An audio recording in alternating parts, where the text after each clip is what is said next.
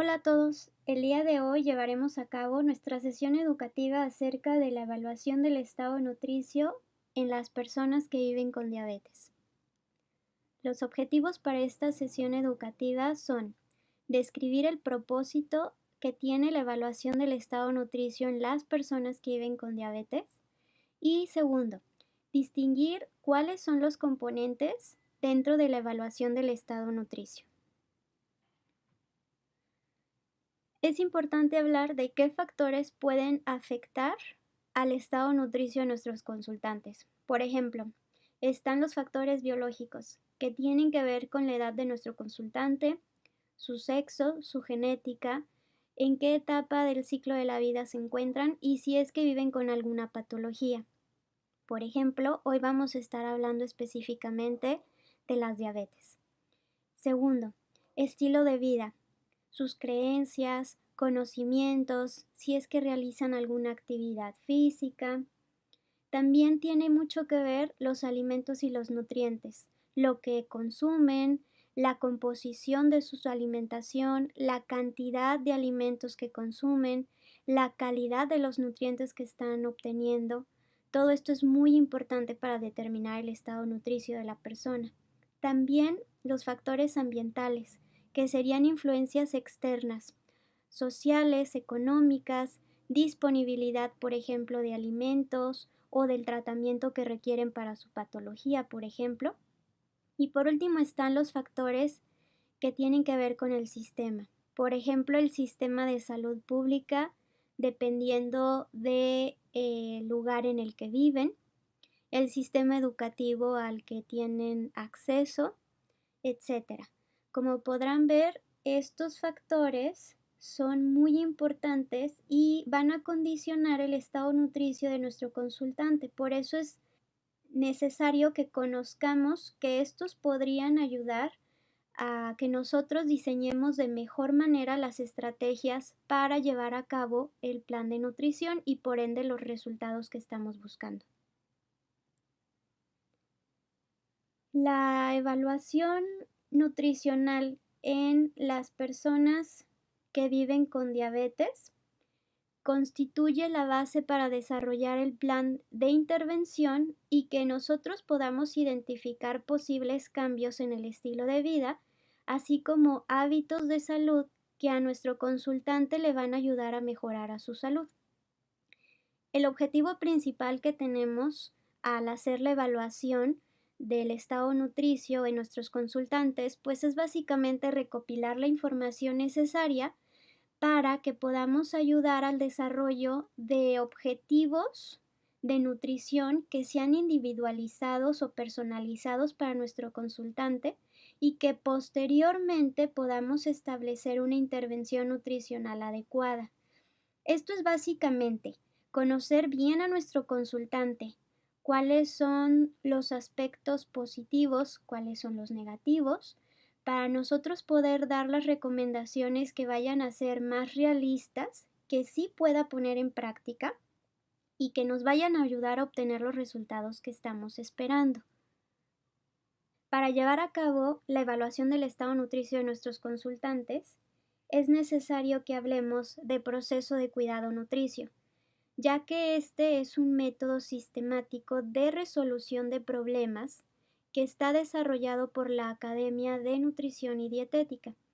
Precisamente el proceso de cuidado nutricio está empleado por los profesionales de la nutrición y nos ayuda a utilizar el pensamiento crítico para proporcionar una atención de calidad a nuestros consultantes en la que enfatizamos la estandarización del proceso, más no la estandarización de la atención al individuo.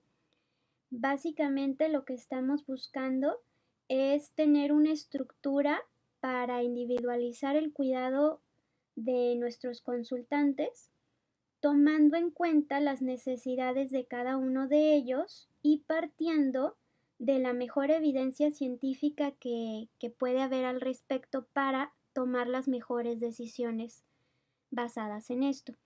Entonces, lo que estamos buscando es que podamos llevar todo este proceso individualizado, pero de una manera en la que ya tengamos establecidos los pasos, para que a todos nuestros consultantes los podamos atender de una manera estandarizada, ya con un proceso bien definido, aún tomando en cuenta todas las necesidades de cada individuo que tenemos en nuestra consulta, sus metas, su tratamiento, sus gustos, sus ideales, pero con un proceso de por medio.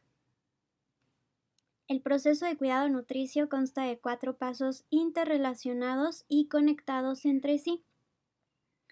El primero es la evaluación nutricional, el segundo el diagnóstico nutricional, tercero intervención nutricional y cuarto monitoreo y evaluación de la nutrición.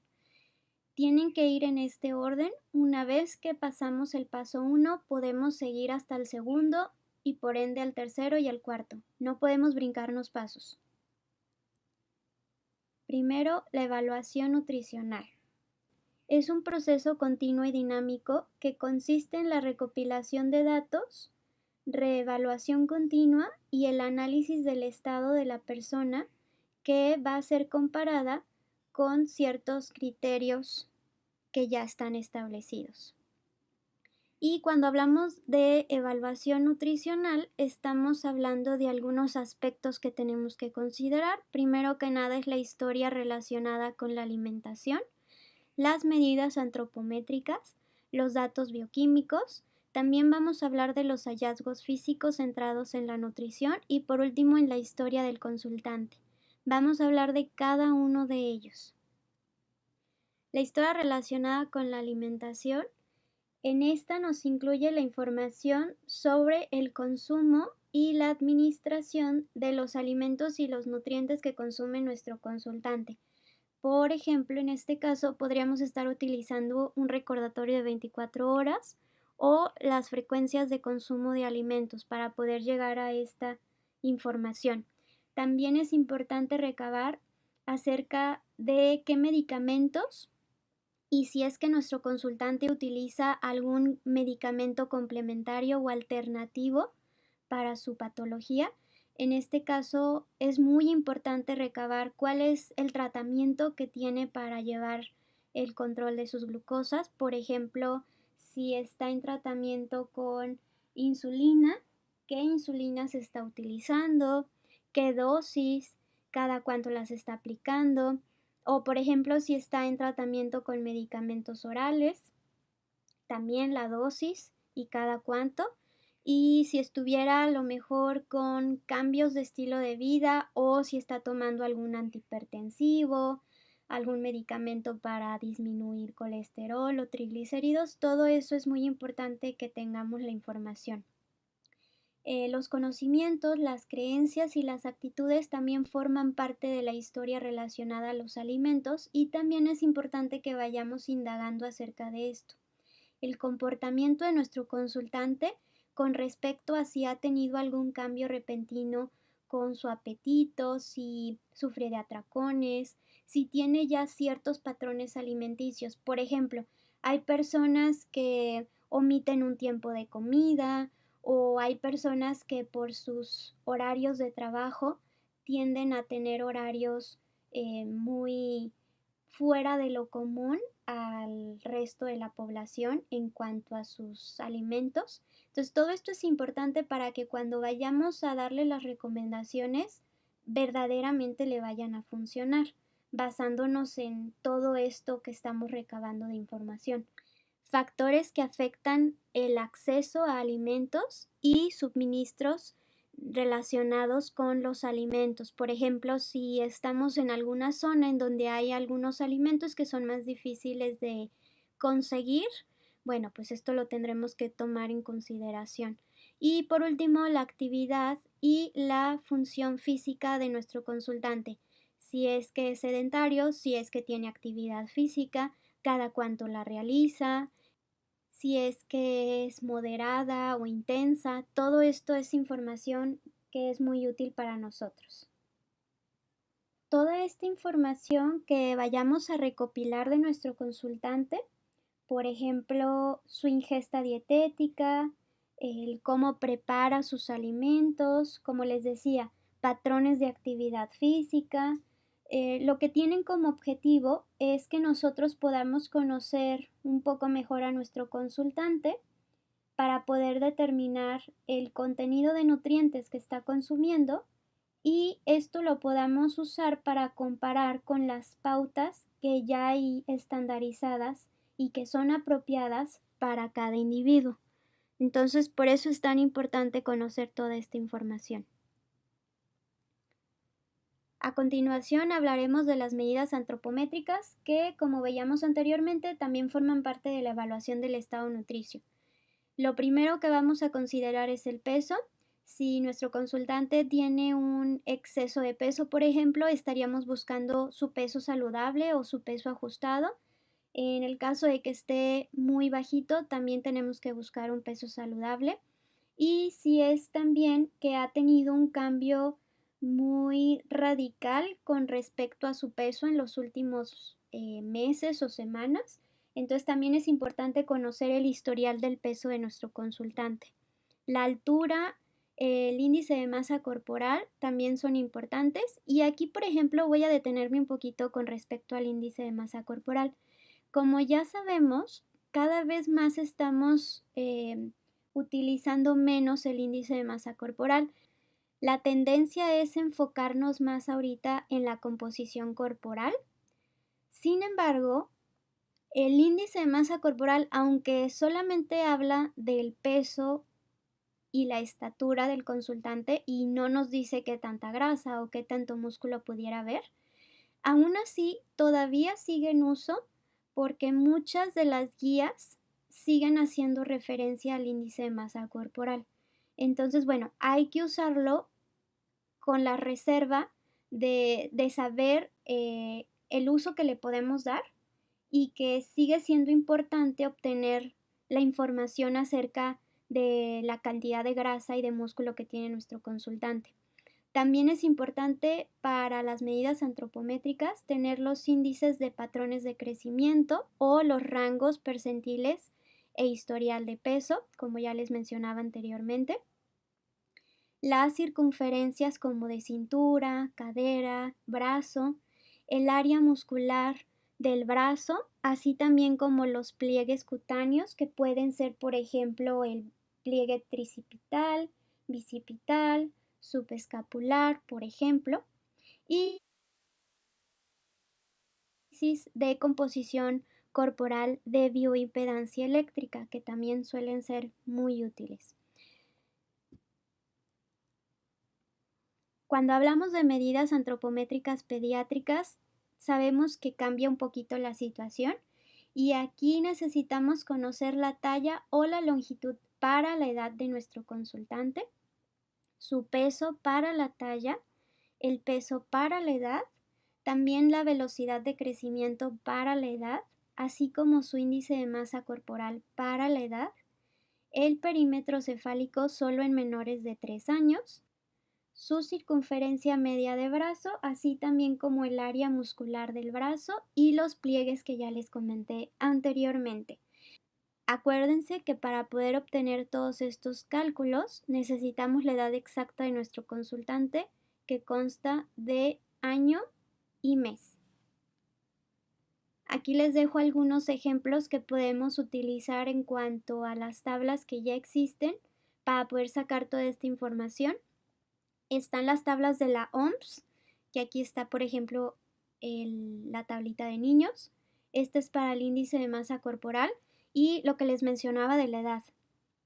Por ejemplo, estos son los meses que tiene nuestro consultante, entonces aquí graficaríamos, por ejemplo, nuestro consultante aquí tendría 2 años y si aparte tuviera 2 mesecitos, entonces son 2 años, 2 meses, aquí podríamos empezar a graficar junto con la información de cuál es su índice de masa corporal.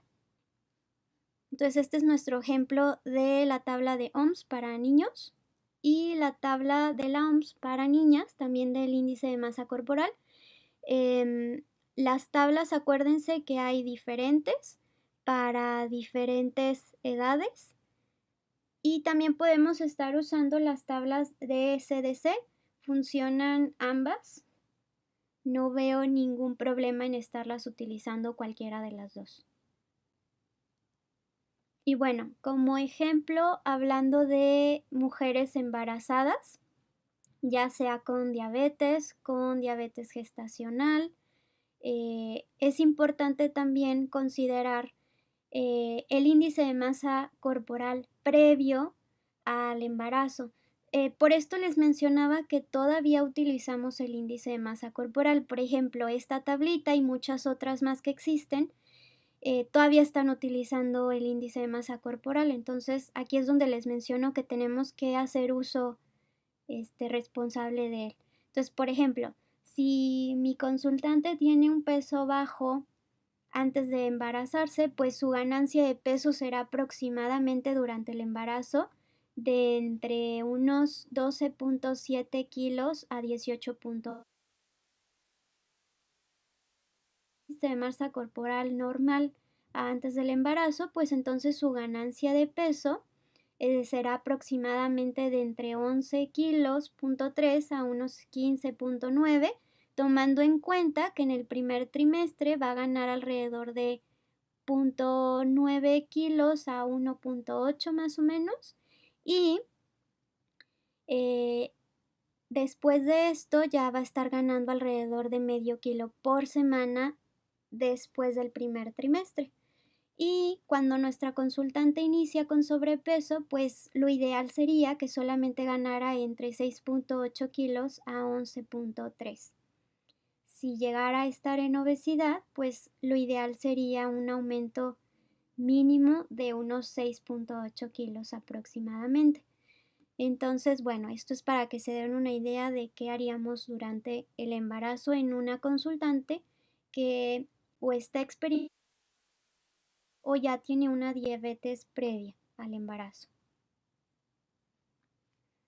Vamos a continuar con los datos bioquímicos. Como ya les había platicado en la sesión de principios nutrimentales, los datos bioquímicos para los consultantes que viven con diabetes, los que yo les recomendaría usar y los que yo utilizo con mi equipo de trabajo son los siguientes. Glucosa en ayuno recomendamos que esté por debajo de 110. Lo ideal sería no bajar a menos de 70. Les recuerdo que por debajo de 70 ya consideramos una hipoglucemia. Si midiéramos glucosa postprandial, o sea, 2 horas después de algún tiempo de comida, lo ideal es que la glucosa estuviera en 140 o menos. La hemoglobina glucosilada recomendada sería de 6.5 o menos. Les recuerdo aquí que estos son los valores recomendados en general, pero si hubiera alguna cuestión muy particular, habría que ajustar las metas. En cuanto a la tensión arterial, sería aproximadamente de 130/80 o menos. El colesterol lo recomendamos por debajo de 200, triglicéridos por debajo de 150 o igual.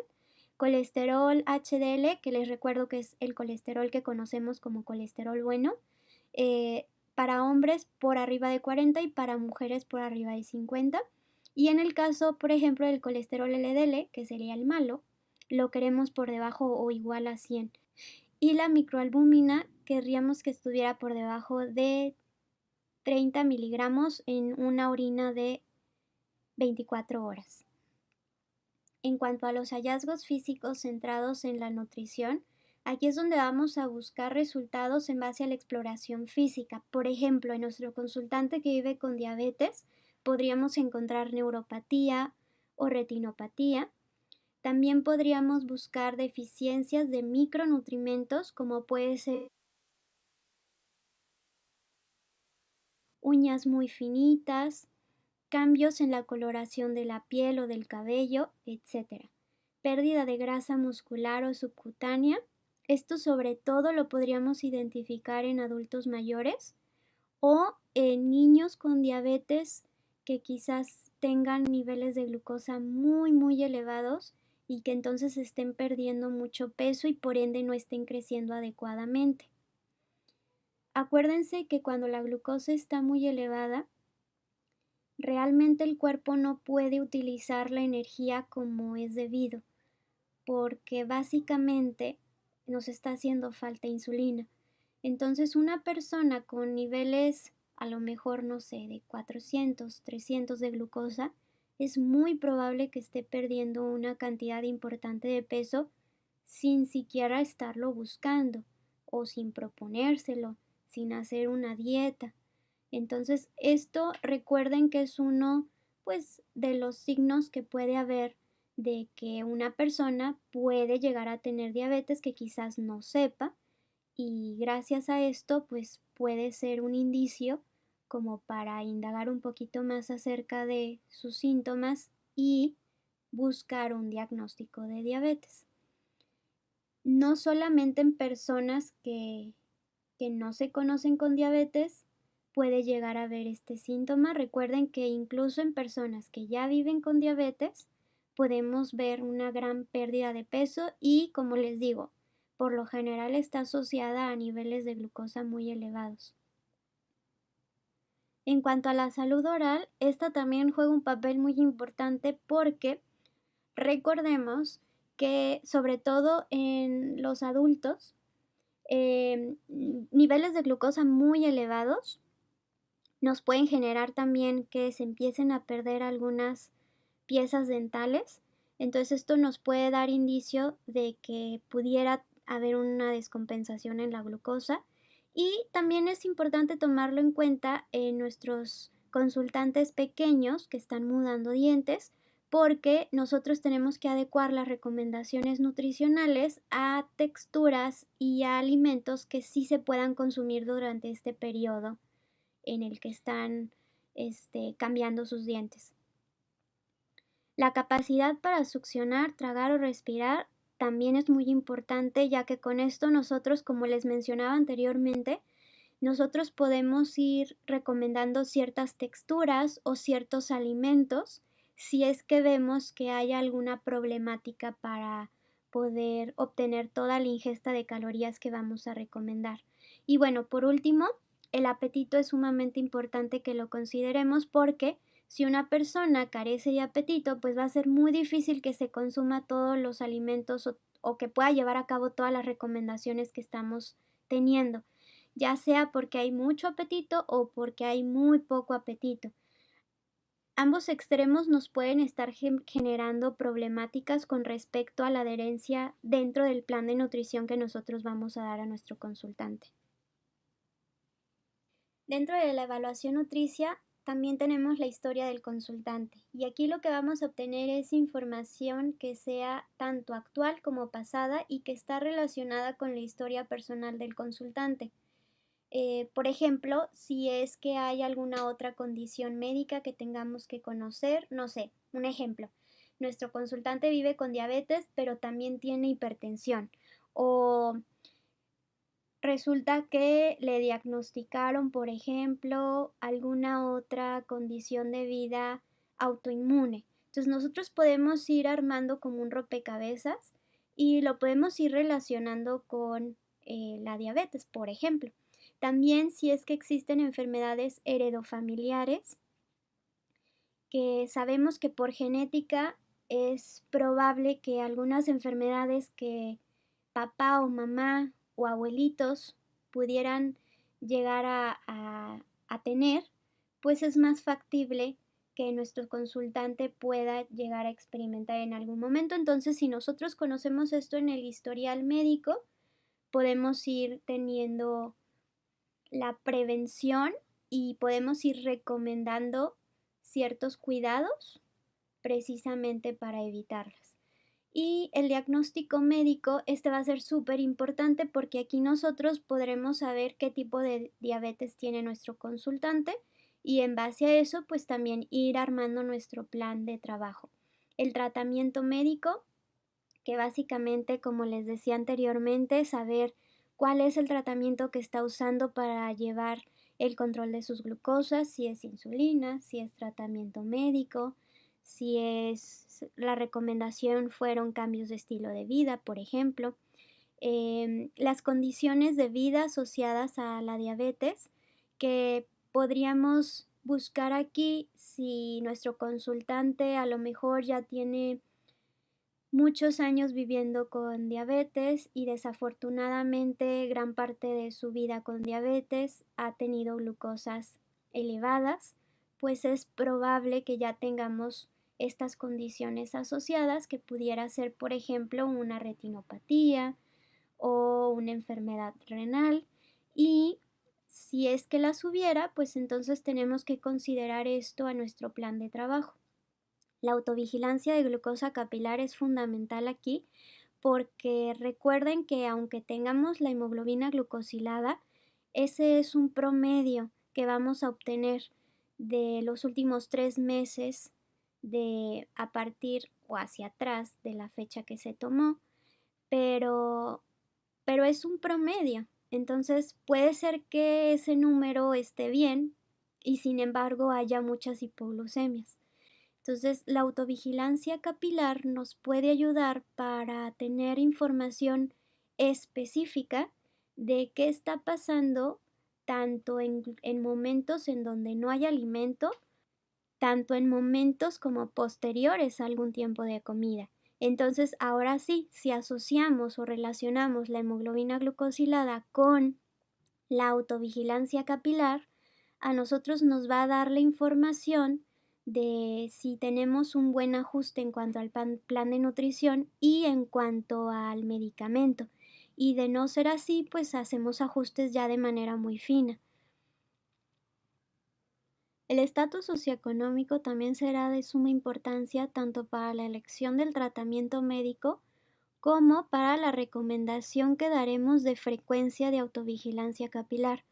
Como ya sabemos, tanto el tratamiento como los glucómetros, las tiras reactivas, todo va sumando más y más dinero.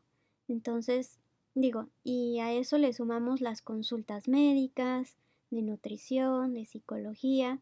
Entonces, bueno, obviamente es un punto muy importante a considerar porque esto va a condicionar pues muchos aspectos del tratamiento. Y por último tenemos a nivel educativo que este va a ser el que nos va a ayudar a determinar qué lenguaje utilizar con nuestro consultante, de qué manera podemos ejemplificar lo que queremos explicarle o recomendarle, quizás con analogías o desde un punto de vista que se le haga más fácil de entender o de llevar a cabo lo que le estamos recomendando o lo que queremos que lleve a cabo. Entonces, siempre hay que ir considerando todos estos aspectos para poder llevar a cabo nuestras recomendaciones. Aquí les dejo algunas herramientas de escrutinio nutricional que nos pueden ayudar a realizar de una manera muy sencilla y muy rápida la identificación de sujetos que pueden llegar a tener un riesgo nutricional. Por ejemplo, tenemos las herramientas que serían, por ejemplo, la iniciativa de tamizaje nutricional o la evaluación mini nutricional. También tenemos el índice de riesgo nutricional y tenemos otras escalas que también podemos hacer uso de ellas, que sería, por ejemplo, la valoración global subjetiva, la evaluación de riesgo nutricional. También está el cuestionario simplificado de apetito nutricional o la herramienta de tamizaje universal de malnutrición. Estos nada más son algunas que podemos utilizar. Sin duda hay muchas más. Es cuestión de ir identificando cuál de ellas nos pueden servir para nuestra población. Dentro de nuestro proceso de cuidado nutricio, acabamos de terminar de ver la evaluación nutricional y vamos por el segundo paso, que es el diagnóstico nutricional. El propósito que tenemos de realizar o de establecer el diagnóstico nutricional es el identificar y descubrir un problema nutricional que sea específico y que éste pueda ser resuelto o mejorado a través de una intervención nutricional hecha por un profesional de la nutrición. Y para poder llevar a cabo el diagnóstico nutricional se requiere de una terminología, organización y documentación particular. Y esto se resume en una frase estructurada. Para poder hacer esta frase vamos a utilizar el uso de PES, que sería la P por problema, la E por etiología y la S de signos y síntomas. El problema nutricional nos va a describir la alteración del estado nutricio que tiene nuestro consultante. La etiología sería la causa o los factores de riesgo que contribuyen al problema antes mencionado. Y los signos o síntomas serían todos esos datos que vamos a utilizar para determinar que el consultante tiene el diagnóstico nutricional señalado. Entonces, nuestro problema nutricional va a ir ligado a la etiología por medio de las palabras relacionado a. Vamos a elegir nuestro problema y lo vamos a unir a la etiología usando relacionado a. Ya que tengamos nuestra etiología, van los signos y los síntomas después, que van a ir precedidos por las palabras evidenciado por. Este sería un ejemplo. Nuestro problema es el exceso en la ingesta calórica que tiene nuestro consultante. Lo vamos a relacionar con la etiología, que sería el consumo frecuente de grandes porciones de comidas ricas en grasa. Y esto estaría evidenciado por la ingesta diaria promedio de calorías superior a la cantidad recomendada en 500 calorías y el aumento de 6 kilogramos de peso durante los últimos 18 meses. Entonces, nuestro problema es que el consultante consume más calorías de las que necesita. Y la etiología sería, como les decía, la causa o los factores. ¿Qué causa que coma más calorías? Pues que está consumiendo alimentos ricos en grasas. Y está evidenciado por el consumo excesivo que está teniendo de calorías al que debería de tener. Aquí tenemos el ejemplo, está comiendo más de 500 calorías diarias de las que debería de tener por su sexo, peso, talla, etc. Y también lo estamos viendo evidenciado por los últimos kilos de peso que ha aumentado en los 18 meses. Entonces, bueno, este es un ejemplo de cómo armaríamos la frase y este sería nuestro diagnóstico nutricional. Dentro del diagnóstico nutricional tenemos una clasificación de problemas nutricionales. El primero serían diagnósticos que están relacionados con el consumo. Este consumo puede ser tanto elevado o insuficiente, ya sea de energía, de nutrimentos, de líquidos, sustancias bioactivas a través de la dieta oral o de apoyo nutricional en comparación con las necesidades reales o estimadas para cada persona. El segundo serían diagnósticos clínicos. En este se incluirían problemas de nutrición que están relacionados con condiciones médicas o físicas. También se incluyen problemas en la deglución, masticación, digestión, absorción y mantenimiento del peso adecuado. Y por último tendríamos el tercer diagnóstico, que sería sobre las características ambientales y conductuales, que básicamente incluye los conocimientos, actitudes, creencias, entorno físico, el acceso a los alimentos que tiene nuestro consultante o la seguridad alimentaria. Con estos diagnósticos vamos a identificar el problema y luego vamos a armar el diagnóstico nutricional como anteriormente se los mencioné. Continuaremos con el tercer paso del proceso de cuidado nutricio, que es la intervención nutricional. La intervención nutricional se define como una serie de acciones que están previamente planificadas y que vamos a utilizar para mejorar o resolver el problema o los problemas que hayamos encontrado y así cambiar positivamente una conducta relacionada a la nutrición, condición ambiental o aspecto del estado de salud del individuo, su familia o sus cuidadores que tengan que ser modificados. Hay que tomar en cuenta también que los componentes de la intervención nutricional son los siguientes: planeación, intervención y orientación y educación nutricional. El profesional de la nutrición va a trabajar en conjunto tanto con el consultante como con los demás profesionales de la salud. Esto va a contribuir a que tengamos mejores resultados y alcancemos de mejor manera las metas que hayamos propuesto para el consultante. Dentro de la intervención nutricional, vamos a utilizar el diagnóstico que posteriormente hicimos, y si es que hubiera varios diagnósticos, vamos a priorizar en cuál de ellos es el más urgente o necesario trabajar. Una vez que tenemos ya nuestro diagnóstico, vamos a escribir todas las prescripciones de nutrición y también vamos a fijar las metas. Es muy importante que todo esto quede por escrito, que sea de una manera muy clara y concisa, porque de lo contrario es probable que al consultante se le olvide o que simplemente no haga las recomendaciones que le estamos dando y que sea muy fácil que se puedan malinterpretar o que se olviden. Entonces, bueno, todo esto debe de ir por escrito y tiene que estar en términos que puedan ser observables y medibles. Por ejemplo, ¿qué podemos medir?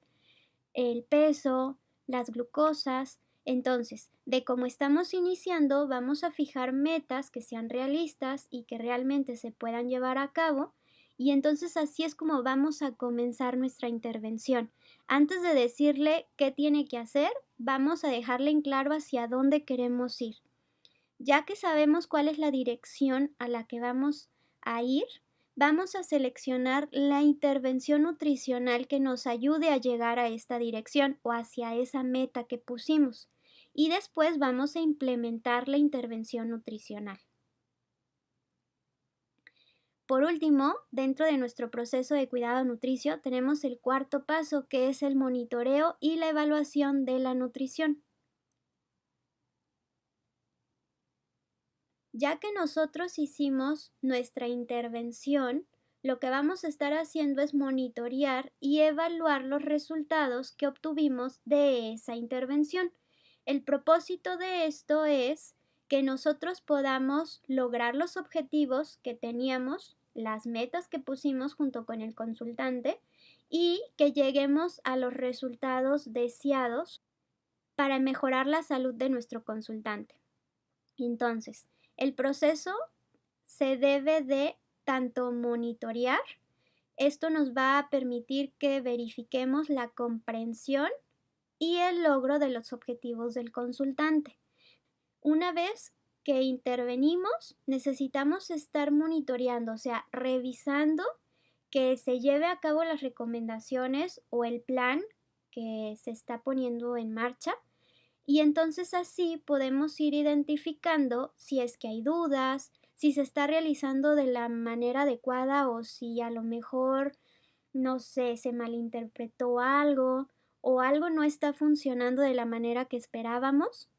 También lo segundo que debemos de hacer es medir, como les decía, los datos bioquímicos, los conocimientos ganados, el cambio de hábitos, eso lo podemos estar midiendo de maneras muy sencillas. Por ejemplo, cada determinado tiempo, no sé, la hemoglobina glucosilada.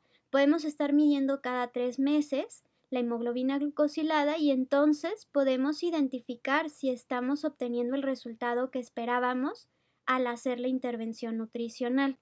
Y bueno, por último, tenemos la evaluación, que sería el comparar los resultados actuales con la situación anterior. Entonces, en el ejemplo que les mencionaba de la hemoglobina glucosilada, si mi consultante comienza con una hemoglobina glucosilada de 10 y a lo mejor hacemos ajuste en el tratamiento, la parte médica, y luego la parte nutricional, nosotros la hacemos con el plan de nutrición, las recomendaciones de cambio de hábitos saludables, las recomendaciones con actividad física, Y entonces a los 3 meses volvemos a pedir hemoglobina glucosilada. Ya vemos que de 10 bajó, por ejemplo, a lo mejor a un 8. Entonces sabemos que la meta a largo plazo es llegar a 6,5, pero obtuvimos muy buen resultado para el tiempo en el que lo pusimos en práctica. Sabemos que vamos por buen camino. Imaginemos que de 8, otra vez esperamos 3 meses, volvemos a pedir la hemoglobina glucosilada y resulta que sigue en 8 o que subió a 9, por ejemplo.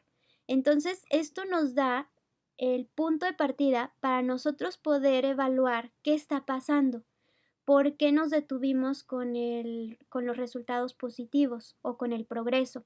Cuando hacemos estas evaluaciones y las hacemos de manera frecuente, nos puede ayudar a darnos cuenta cuando algo no está funcionando. Ejemplo, imaginemos que nuestro consultante está llevando a cabo todas sus recomendaciones en cuanto al plan de nutrición y aún así su hemoglobina glucosilada no bajó. Entonces ahí podríamos ya indagar un poquito más acerca de las cantidades de insulina y ahí podríamos hacer un ajuste. Y entonces así no perdemos tanto tiempo. Por eso es importante que estemos monitoreando y evaluando a nuestros consultantes. Una vez que alcanzamos los resultados deseados, si el diagnóstico nutricional que estábamos trabajando finaliza, es decir, se llega a la meta, por ejemplo, se logró el cometido, si es que teníamos algún otro problema, pues entonces vamos a empezar otra vez todo desde cero con ese nuevo diagnóstico nutricional y en dado caso de que no había otro diagnóstico, otra vez volvemos a hacer la evaluación desde el inicio para identificar si hay algún otro problema nuevo y de no ser así, continuamos con el monitoreo y la evaluación para asegurarnos de que todos los conocimientos que se obtuvieron, las herramientas, los hábitos, continúen por siempre con el consultante y entonces el estado de salud o la calidad de vida pueda mantenerse. Y bueno, eso es todo por el día de hoy. Muchas gracias por su atención.